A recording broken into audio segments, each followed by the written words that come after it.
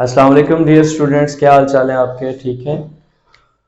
बच्चा जी, आज हम बेसिकली एक मोस्ट इम्पॉर्टेंट टॉपिक डिस्कस करेंगे। सेकेंड ईयर बायोलॉजी का ये टॉपिक है और 20 चैप्टर है आपके पास। इसका टॉपिक नेम है जी ट्रांसक्रिप्शन। तो बेसिकली आप लोगों ने इससे पहले जीन्स के बारे में पढ़ा हुआ है।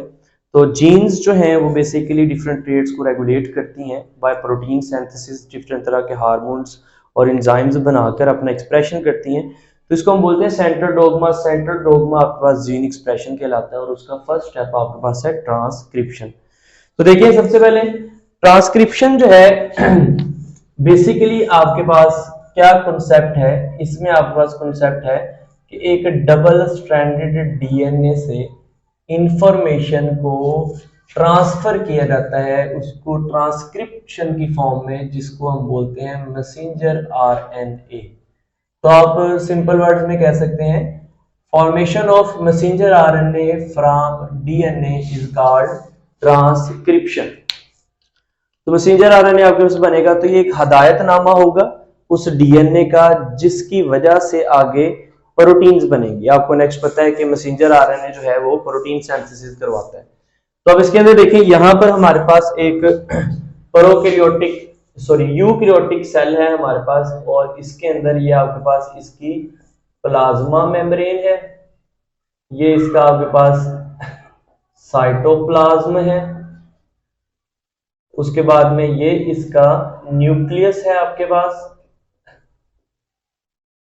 और न्यूक्लियस के अंदर यहां पर आपके पास क्रोमोसोम्स हैं, क्रोमोसोम्स। अब इस एक क्रोमोसोम को देखें हम, इसका ये एक क्रोमाटिड जो है वो मैंने सेपरेट किया है। अब इस एक क्रोमाटिड के अंदर जो है वो आपके पास मौजूद होता है highly coiled double stranded DNA. अब ये डीएनए है आपके पास। अब ये इसकी बहुत ज्यादा लेंथ होती है आपके पास।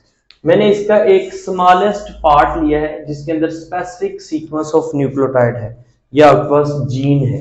तो ये मैंने इस डीएनए से एक जीन को जो है वो अलहदा कर लिया। तो यही जीन वो जीन है जो कि आगे आपके पास मैसेंजर आरएनए बनाएगी। तो सेम इसी तरह है कि आप इस बोर्ड के एक कॉर्नर से दूसरे कॉर्नर तक एक रस्सी बनाएं और उस रस्सी के अंदर छोटे छोटे बीड्स आप लगा दें, 100 बीड्स। अब उसमें से आप उनके फ्रेगमेंट्स कर लें, 10-10 बीड्स के ग्रुप्स बना लें। अब वो हर 10 बीड्स पर मुश्तमिल एक ग्रुप जो है वो आपके पास एक जीन कहलाएगा, जिसमें सीक्वेंस न्यूक्लियोटाइड्स का डिफरेंट होगा, और वो डिफरेंट जीन डिफरेंट तरह की प्रोटीन सिंथेसिस करेंगे आपके पास। तो अब देखें, ये यहाँ पर एक मैंने डबल स्ट्रैंडेड डीएनए लिया। अब इसमें से बेटा जी कुछ टर्मिनोलॉजीज है आपके पास जीन के रेलेवेंट, पहले उसको हम देखते हैं, फिर उसके बाद में हम अपने ट्रांसक्रिप्शन वाले टॉपिक की तरफ आते हैं। अब इसमें देखें, सबसे पहले ये आपके पास एक डबल स्ट्रैंडेड डीएनए फाइबर है जो मैंने इसको अलहदा कर लिया। अब इस फाइबर के अंदर ना बेटा, यहां पर आपके पास जीन्स मौजूद हैं। ये देखें, ये रेड कलर में जो मैंने यहां पर बनाई है ये आपके पास एक जीन है, यानी कि इस डीएनए का स्मॉलेस्ट पार्ट है। ये जीन 1 है, ये जीन 2 है।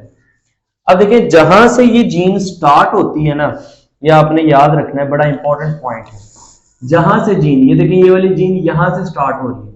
अब यहां से लेकर, ये मैं डॉटेड लाइन में बना देता हूं, यहां तक का जो डिस्टेंस है, जो एरिया है आपके पास, ये आपके पास कहलाता है अप स्ट्रीम ऑफ जीन। क्या कहलाता है? Up stream of gene. तो ये आपके पास जीन की एक अप स्ट्रीम है, यानी कि इसके शुरुआती न्यूक्लियोटाइड का सीक्वेंस जो कि किसी भी चीज को इनकोड नहीं करता, यानी कि वो जीन नहीं है। अब इसी तरह अप स्ट्रीम ऑफ जीन के ऊपर जो है वो आपके पास कुछ साइट्स मौजूद होंगी। जिस तरह कहें कि ये आपके पास इसकी अपस्ट्रीम ऑफ जीन है, यहां पर कुछ साइट्स मौजूद है, ये एक साइट मौजूद है, एक ये साइट ये मौजूद है। इसको हम बोलते हैं प्रमोटर साइट। प्रमोटर साइट, ये आपने याद रखना है। एक अपस्ट्रीम ऑफ जीन और एक प्रमोटर साइट। फिर इसी तरह जीन जहां पर एंड होती है उस साइट को हम बोलते हैं टर्मिनेटिंग साइट। Terminating site. तो ये दो साइट्स आपने याद रखनी है, ठीक है जी। अब हम चलते हैं अपने टॉपिक की तरफ, ट्रांसक्रिप्शन की तरफ। अब इसमें देखें, इसको मैंने 4 कैटेगरीज में डिवाइड किया है। नंबर 1 आपके पास है इंट्रोडक्शन, फिर इनिशिएशन, इलोंगेशन एंड टर्मिनेशन। ये 4 स्टेप्स हैं। सबसे पहले हम इसका इंट्रोडक्शन देखते हैं। तो ट्रांसक्रिप्शन बेसिकली एक हदायतनामा है जो जीन जारी करती है, और ये हदायतनामा आगे प्रोटीन सिंथेसिस के अंदर अमीनो एसिड को इनकोड कर रहा होगा। तो ये प्रोकैरियोट्स में भी होता है, यूकैरियोट्स में भी होता है। अब देखिए, जिस तरह आप लोगों ने इससे पहले डीएनए रेप्लिकेशन पढ़ी है, उसके अंदर आपने एक एंजाइम पढ़ा है जिसका नाम है डीएनए पॉलीमरेज। उसी तरह यहां पर भी मैसेंजर आरएनए बनाने के लिए एक पॉलीमरेज एंजाइम होगा जिसको हम बोलेंगे आरएनए पॉलीमरेज। अब आपके पास आपने यहां पर एक एमसीक्यूज याद रखना है। प्रोकैरियोटिक सेल में एक ही तरह का पॉलीमरेज होगा और वही पॉलीमरेज सारी तरह के आपके पास आरएनए बनाएगा, ट्रांसफर, मैसेंजर और राइबोसोमल। लेकिन यूकैरियोट्स के अंदर आपके पास 3 तरह के पॉलीमरेजेस होंगे, जिसमें से नंबर 1 है आरएनए पॉलीमरेज 1, आरएनए पॉलीमरेज 2 और आरएनए पॉलीमरेज 3। अब आरएनए पॉलीमरेज 1 आपके पास राइबोसोमल आरएनए को बनाएगा, आरएनए पॉलीमरेज 2 आपके पास मैसेंजर आरएनए को, और आरएनए पॉलीमरेज 3 आपके पास ट्रांसफर आरएनए को बनाएगा। अब हमारा जो मेन टॉपिक है वो हमारे पास है मैसेंजर आरएनए बनाना। तो सिर्फ हम इसकी ट्रांसक्रिप्शन यहां पर पढ़ेंगे, मैसेंजर आरएनए। चले जी, अब हम टॉपिक की तरफ चलते हैं। अब जो आपके पास आरएनए पॉलीमरेज 2 है, ये आपके पास बना रहा है मैसेंजर आरएनए। अब ये आपके पास बेसिकली क्या है, एंजाइम है। इसका कुछ बेसिक स्ट्रक्चर है, वो अब हम थोड़ा सा पढ़ लेते हैं, फिर हम ये को स्टार्ट करेंगे। तो देखें, आरएनए पॉलीमरेज 2। अब ये जो आपके पास एंजाइम है ना, ये एंजाइम बेसिकली आपके पास 4 तरह की डिफरेंट चेन्स पर मुश्तमिल होगा। इसके अंदर एक अल्फा चेन है अमीनो एसिड्स की,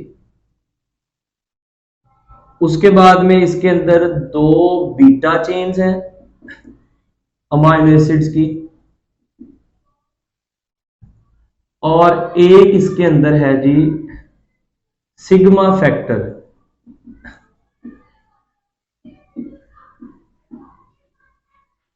ये चीजें, तो ये देखें आप, इसको अगर हम इस तरह बनाएं आपके पास, तो ये एक चेन अमीनो एसिड की, ये दूसरी, ये तीसरी। तो यहां पर आपके पास ये अल्फा चेन है, ये बीटा चेन है, ये भी बीटा चेन है, और यहां पर एक कुछ ग्रुप ऑफ प्रोटीन्स होगा जिसको हम सिग्मा फैक्टर बोलेंगे। ये आपके पास सिग्मा फैक्टर आ गया, ये आपने याद रखना है, ये जरा इंपॉर्टेंट है, ठीक है जी।